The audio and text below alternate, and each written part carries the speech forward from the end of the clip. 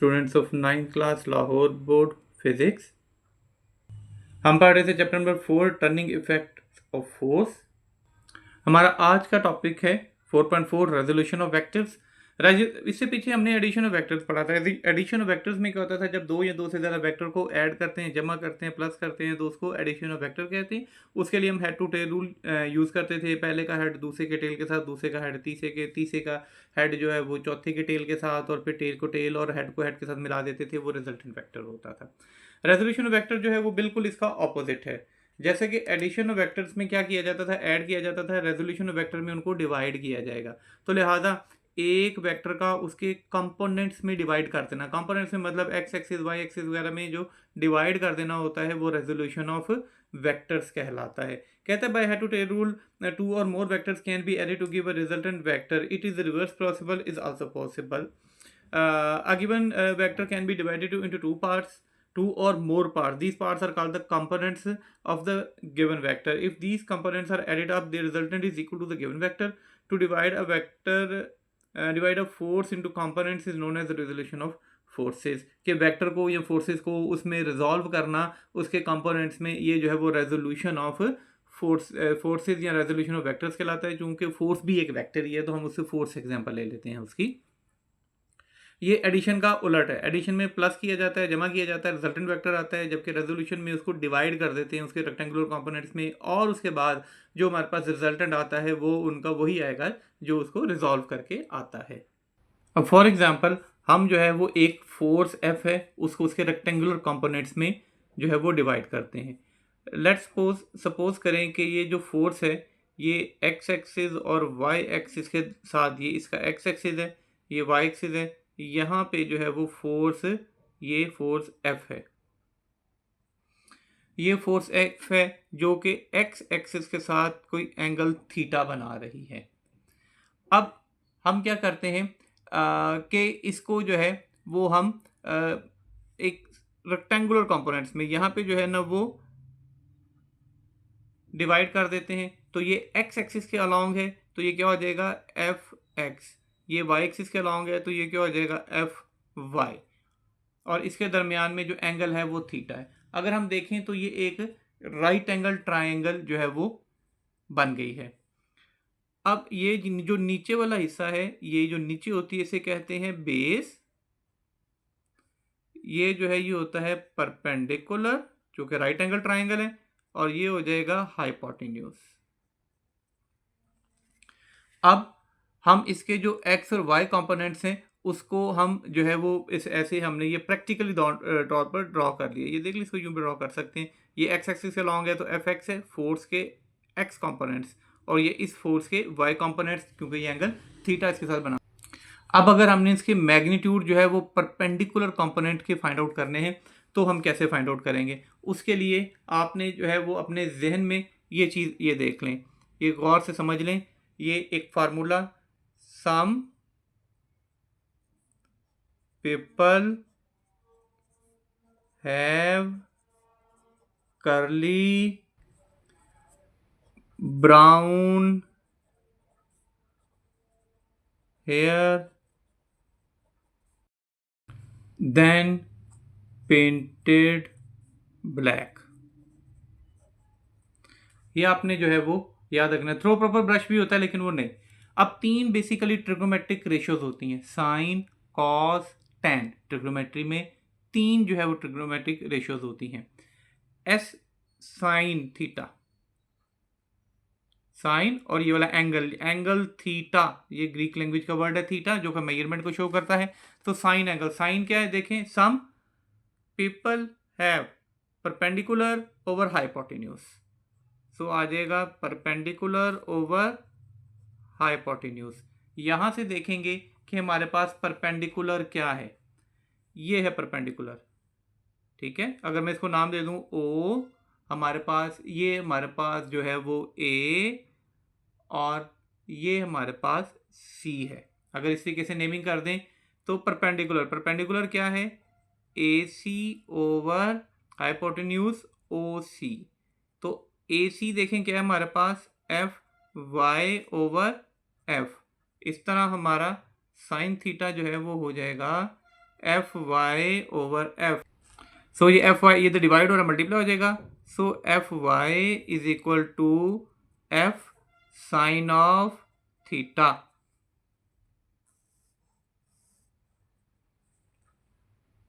अब दूसरा देखते हैं सी, जो दूसरी ट्रिग्नोमेट्रिक रेशियो है।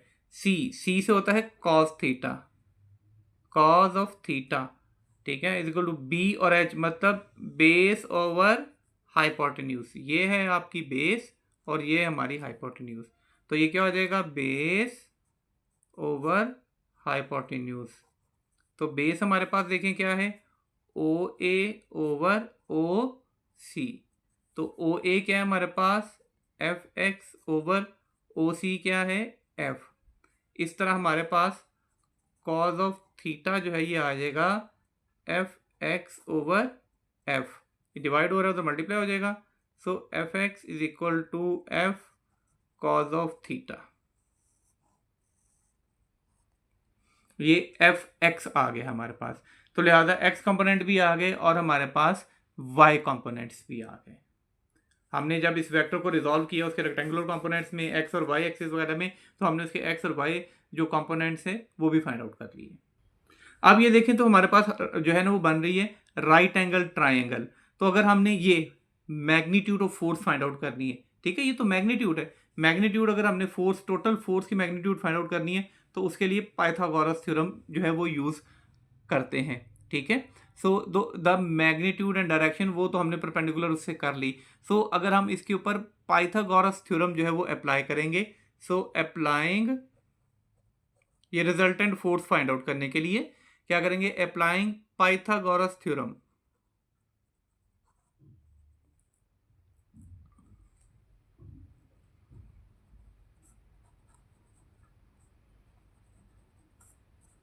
Applying Pythagoras theorem.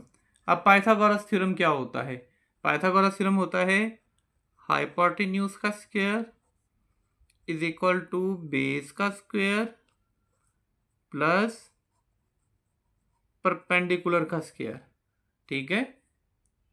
High blood pressure, high blood pressure, hypotenuse का square is equal to base का स्क्वायर प्लस परपेंडिकुलर का स्क्वायर। अब इस डायग्राम से देखते हैं हाइपोटेन्यूज का स्क्वायर। यहाँ से हाइपोटेन्यूज देखें क्या है हमारे पास, ओ सी।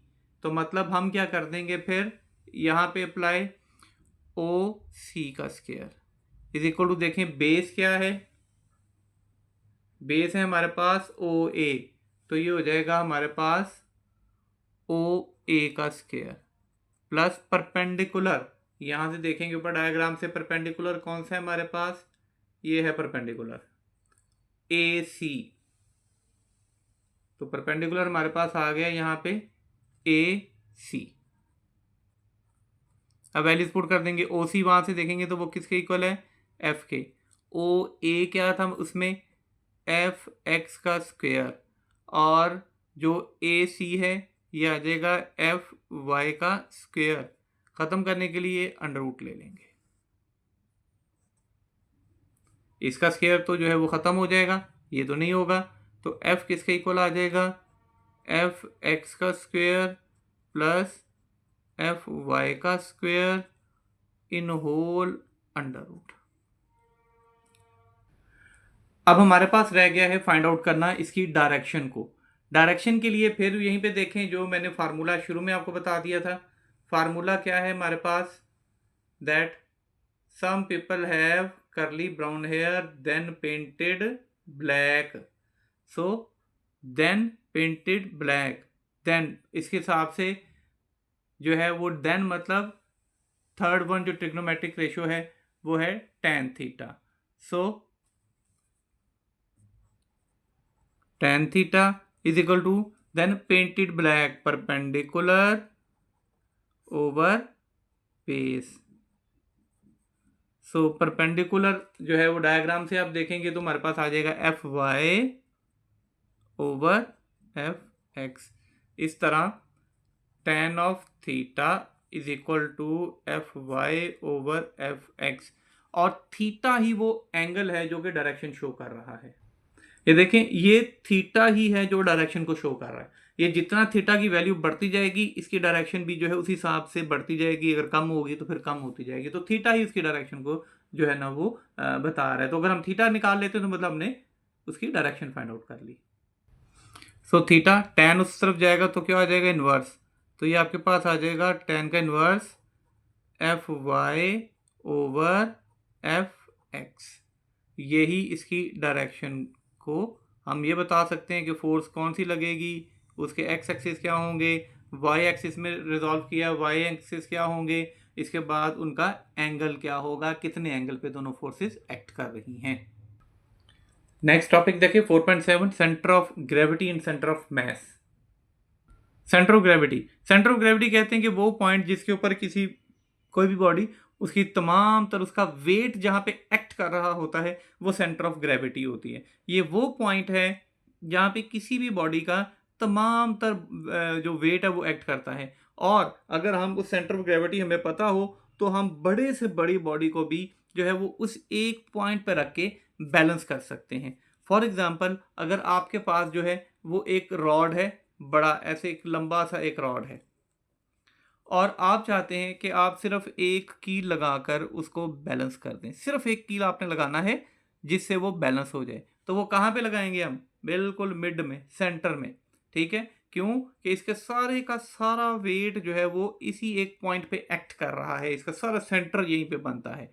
अगर हम चाहें तो यहाँ पे एक बारीक से जो है वो एक कील के ऊपर इस सारे बड़े रोड को भी बैलेंस कर सकते हैं, अगर बिल्कुल मिड में रख सकते हैं। तो वो इसका सेंटर ऑफ ग्रेविटी है, क्योंकि सारे का सारा वेट वहाँ पे एक्ट कर रहे हैं, हमने उसको बैलेंस कर लिया है, तो वो सारे का सारा जो है ना वो बॉडी बैलेंस हो जाएगी। इसको सेंटर ऑफ ग्रेविटी कहते हैं, जहाँ पे किसी भी बॉडी का तमाम तर वेट जो है वो एक्ट करता हुआ नजर आता है, या it appears to be acting, या रियली कह लेंगे वो एक्ट कर रहा होता है। वो पॉइंट जो होता है वो सेंटर ऑफ ग्रेविटी कहलाता है। जबकि सेंटर ऑफ मैस थोड़ा डिफरेंट चीज़ है। अभी तक आपने जो पढ़ा हुआ है, जब बॉडी पे फोर्स लगती है तो दो कंडीशन आ जाती हैं, या तो बॉडी मूव करती है या रोटेट करती है। तो सेंटर ऑफ मैस कहते हैं कि वो पॉइंट जहाँ पे फोर्स लगे, फोर्स लगने के बाद बॉडी जो है वो मूव करे, रोटेट ना करे, वो मूव करे। मिसाल के तौर पे अगर आपके पास जो है ये एक बहुत हैवी सी एक बॉडी जो है वो इस शेप में है। अब यहां पे देखिए मैं 3 पॉइंट बना देता हूं, ए ओ बी। अब अगर आप इसमें ए पॉइंट के ऊपर जो है वो फोर्स लगाएंगे, ऐसी सूरत में ये बॉडी आगे नहीं जाएगी बल्कि घूमेगी। ऐसे ही अगर आप बी पे फोर्स लगा देंगे इस तरफ, तो बॉडी आगे नहीं जाएगी बल्कि रोटेट करेगी क्लॉकवाइज, वो एंटी क्लॉकवाइज था। लेकिन अगर फोर्स लगाई जाए ओ पॉइंट पे बिल्कुल सीधी, तो ऐसी सूरत में बॉडी रोटेट नहीं करेगी बल्कि आगे को मूव करेगी। तो वो पॉइंट जहां पे बॉडी पे फोर्स लगे, फोर्स लगने के बाद बॉडी रोटेट ना करे बल्कि स्ट्रेट लीनियर मोशन में मूव करे, तो ये जो है वो सेंटर ऑफ मैस कहलाता है। अब जहां तक बात है सेंटर ऑफ ग्रेविटी की, ठीक है, ये सेंटर ऑफ मैस आ गया। सेंटर ऑफ ग्रेविटी तो जो तो रेगुलर शेप बॉडीज होती हैं, जैसा कि फॉर एग्जांपल हमारे पास आ गया एक रेक्टेंगल। ठीक है, एक रेक्टेंगल में हम क्या करेंगे, इसके डायगोनल्स ड्रॉ कर लेंगे। ठीक है, तो जहाँ पे ये आ रहे ये भी ड्रॉ कर सकते हैं लाइन, यहाँ से भी, ठीक है, यहाँ से भी कर सकते हैं। तो जहाँ पे ये सारी लाइंस आपस में मिल रही होंगी वो इसका सेंटर ऑफ ग्रेविटी होगा। सिमिलरली अगर आपके पास ट्राइंगल शेप आ जाती है तो इसमें भी आप एंगल्स बाइसेक्टर निकाल लें, ये इस तरफ को कर देगा, ये एंगल का बाइसेक्टर इधर आ जाएगा, ये इधर आ जाएगा, ये सेंटर ऑफ ग्रेविटी हो गया। ये तो रेगुलर ऑब्जेक्ट्स है जिसका हम फाइंड आउट कर सकते हैं। लेकिन अगर इरेगुलर लैमिना यानी कि इरेगुलर शेप, ऐसे बेतरतीब सी कोई शेप है, इसका कैसे मालूम करेंगे? इसका तरीका ये है कि प्लम्प लाइन के साथ करते हैं, यानी कि इसको दीवार के साथ आप कह लें फ्रीली हैंग कर लें या कार्डबोर्ड वगैरह के साथ हैंग कर लें, और यहाँ पे करने के बाद एक जो है वो यहाँ से धागे के साथ किसी हैवी बॉडी को, जैसे पत्थर या नॉन, तो प्लम्प लाइन कहते हैं, इसको बांध दिया जाता है यहाँ पे एक बड़ा सा। ठीक है, ए पॉइंट, इसको ए पॉइंट कहते हैं, यहाँ से सीधा बांध देंगे। अब जहाँ जहाँ ये उसका धागा जा रहा होगा, क्योंकि ये दीवार के साथ फ्रीली हैंग कर रहे हैं, हमने कील के साथ इसको लगा के साथ आगे धागा बांध दिया, तो वहाँ पे जो है ना हम लाइन लगा लेंगे। फिर इसको यहाँ से उतारेंगे और इसको रोटेट करके ये बी पॉइंट कह दिया, ठीक है, बी पॉइंट को इधर ले जाएंगे। इसके साथ भी हम बिल्कुल ऐसे ही जो है ना वो हैंग करेंगे फ्रीली, जहाँ पे ये करेगा ऐसे ही सी पॉइंट पे ले जाएंगे, यहाँ पे भी हैंग करेंगे, ऐसे ही हम डी पॉइंट पे भी ले जाएंगे, ऐसे ही उसको भी जो है ए पॉइंट पे ले जाके फ्रीली हैंग करके धागा नीचे बांध के जो है वो सीधा जो है वो जहाँ पे ये सारे पॉइंट्स जो है वो एक्ट कर रहे होंगे वही उसका सेंटर ऑफ ग्रेविटी होगा। अक्सर आपने देखा होगा मजदूर जहाँ पे काम कर रहे होते हैं, घर दीवार बना रहे होते हैं, तो वो एक जो है वो एक प्लम्प लाइन कहते हैं उसको, एक हैवी मेटल का बॉल होता है जिसको वो लटका देते हैं और दीवार के साथ वो देखते हैं दीवार सीधी है या नहीं है। बिल्कुल वैसे ही जो है ना वो ये भी प्लम्प लाइन ही होती है जिसकी मदद से हम मालूम कर सकते इसका जो है वो सेंटर ऑफ ग्रेविटी मालूम करते हैं। ये पॉइंट जहाँ पे सारे इंटरसेक्ट करेंगे वही पॉइंट जो होगा उसका सेंटर ऑफ ग्रेविटी होगा। नेक्स्ट देखें इक्विलिब्रियम। इक्विलिब्रियम कहते हैं a body said to be in equilibrium if no net force is acting on it, there is no acceleration in the body. कि अगर किसी बॉडी के ऊपर फोर्सेस लगे, ठीक है, इस तरीके से फोर्सेस लग रही हैं कि वो सारी एक दूसरे को कैंसल आउट कर रही हैं, ठीक है, और वो कोई भी एक्सेलरेट नहीं कर रहा, मूव नहीं कर रहा, अपनी ही जगह पे खड़ा हुआ है, ठीक है। सो वो जो स्टेट होती है वो इक्विलिब्रियम कहलाती है, ठीक है। कहता we have learn that the translatory and the rotatory motion can be cause due to the application of the external forces. जब बाहर से खुद फोर्स लगाते हैं तो ऐसे में ट्रांसलेटरी मोशन या रोटेटरी मोशन होती है, तो बॉडी मूव करती है या फिर घूमती है, ठीक है। अब now we shall see how external forces can be balance to produce translation rotational motions. कि अब हम ये इसमें पढ़ेंगे कि कैसे एक्सटर्नल फोर्स लग सकती है, ठीक है। अगर कोई ऐसी सिचुएशन आ जाए कि जिसमें के बॉडी के ऊपर जो है वो जो टोटल लगने वाली सारी फोर्सेज है, यानी नो नेट फोर्स, कोई फोर्स एक्ट नहीं कर रही उसके ऊपर, ऐसी सूरत में जो फोर्स होती है स्टेट होती है वो इक्विलिब्रियम कहलाती है। अब जो इक्विलिब्रियम है इसकी भी दो टाइप्स होती हैं, static equilibrium and dynamic equilibrium. Static किसे कहते हैं? A body at rest is in static equilibrium. अगर कोई बॉडी रेस्ट की हालत में, मिसाल के तौर पर अगर एक बुक जो है वो पड़ी हुई है टेबल के ऊपर, तो वो स्टैटिक इक्विलिब्रियम है। क्यों? जितनी वो नीचे की तरफ वेट लग रहा है उसका उतना ही रिएक्शन फोर्स ऊपर की तरफ आ रहा है, जितनी लेफ्ट साइड से फोर्स लग रही है उतनी राइट साइड से लग रही है, सारी फोर्सेज एक दूसरे को कैंसिल आउट कर रही हैं और वो बॉडी अपनी जगह पर रेस्ट की पोजीशन पे है, तो ये जो है वो स्टैटिक इक्विलिब्रियम है। कहते हैं an example of static equilibrium is a book lying on table, ठीक है, जैसे कि एक बुक जो है वो टेबल के ऊपर पड़ी होती है। अब इसके ऊपर डिफरेंट फोर्सेज जो है वो एक्ट कर रही हैं, इसका वेट नीचे और इस जो है ना वो नेट फोर्स जो रिएक्शन फोर्स है वो ऊपर की तरफ, लेफ्ट साइड वाली राइट साइड की तरफ कोई नेट फोर्स एक्ट नहीं कर रही इसके ऊपर। सो एफ नेट फोर्स जो ऊपर की तरफ लग रही है माइनस जो वेट नीचे की तरफ लग रहा है वो जीरो हो रहा है, ये दोनों एक दूसरे के इक्वल हो जाती हैं। ऐसी जो कंडीशन होती है वो स्टैटिक इक्विलिब्रियम कहलाती है। कहते हैं एन इलेक्ट्रिक बल्ब हैंगिंग, जैसे कि इलेक्ट्रिकल बल्ब जो है वो हैंग कर रहा होता है रस्सी के साथ, ठीक है, तो जितना वेट नीचे है उतना ही रस्सी के अंदर टेंशन होगी, जब तक ये बैलेंस है तो ये जो है वो इक्विलिब्रियम की स्टेट में है, ये जो है वो स्टैटिक इक्विलिब्रियम है। डायनामिक इक्विलिब्रियम की जो है वो बेहतरीन मिसाल पैराट्रूपर्स हैं, ठीक है। पैराट्रूपर्स या जो ये पैराशूट के साथ जंप लगाते हैं, इसमें क्या होता है कि जो नीचे से रेजिस्टेंस आ रही है एयर की और नीचे वेट आ रहा है वो दोनों बैलेंस हो जाते हैं, ठीक है। एक स्पेसिफिक जो है ना वो टर्मिनल वेलोसिटी गेन कर लेते हैं ये। सो ये एक ही स्पीड के साथ नीचे गिरता रहता है, ठीक है। जो नेट फोर्स है वो जीरो है, बस वो ग्रेविटी है जो नीचे। सो ऐसे में वो क्या करता रहता है कि वो एक खास जो है ना वो स्टेट के बाद एक अपनी एक स्पेसिफिक वेलोसिटी गेन कर लेता है। ये जो स्टार्ट होता है ये डायनामिक इक्विलिब्रियम कहलाता है। कहता है good example dynamic equilibrium is a paratrooper in few seconds after the free fall the parachute opens and little later the paratrooper start descending with uniform velocity. एक टर्मिनल वेलोसिटी जिसे कहते हैं उसके साथ नीचे की तरफ आना शुरू हो जाता है। ऐसे में जो बैलेंस कर लेता है वो नीचे से एयर रेजिस्टेंस और अपने वेट को जो नीचे ग्रेविटी के साथ एक्ट कर रहा है, ये जो कंडीशन होती है ये डायनामिक इक्विलिब्रियम की बेस्ट एग्जांपल है। हमारा आज का लेक्चर यहीं तक था। इंशाल्लाह ताला नेक्स्ट लेक्चर में कंडीशन ऑफ इक्विलिब्रियम और जो रिमेनिंग चैप्टर है अपना उसको ख़त्म कर देंगे। Thanks for watching.